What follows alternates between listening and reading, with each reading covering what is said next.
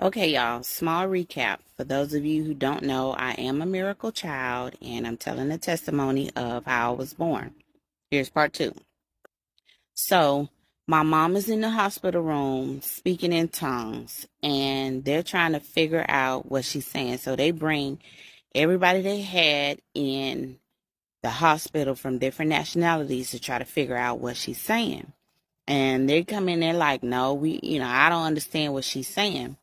So all of a sudden, my mom stops speaking in tongues and she starts yelling, Dr. Newman, Dr. Newman, Dr. Newman, Dr. Newman. Mind you, she don't even know who Dr. Newman is. Ain't never seen him before, nothing.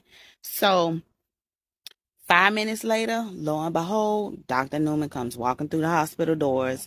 And they're like, Dr. Newman, what you doing here? You off today. You not even on call. He said, I don't know. I just had the urge to come to the hospital.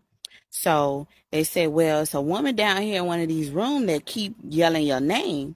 So he walks down to my mom's room, wiped the sweat off of her forehead, and he says, they tell me you keep calling me. And she said, yes, Dr. Newman, you got 5 minutes. I can't have a baby. You got to give me a C-section.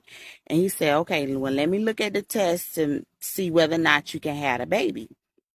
So he looks at the test, comes back and says, there's no indication that you can't have a baby. She said, Dr. Newman, hurry. You got less than 5 minutes. You got to give me a C-section. Please, you got to give me a C-section. So he said, okay, just because you asked me, I'm going to give you a C-section. So he called stat and they're putting her to sleep as they're rolling her down to the operating room.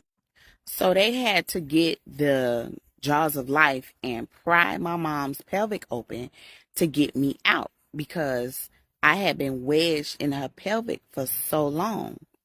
Um, Once they got me out, they handed me to my dad, and I had a 1 inch deep dent all the way around my head, around my eye area. It was all the way around my head. You know how you fill a water balloon up with water and you squeeze it in the middle, and you got some a part of the water balloon on top and the rest on the bottom? That's how my head was. So when they handed me to my dad, he just yelled, Jesus. And in my head, pop formed and he fainted.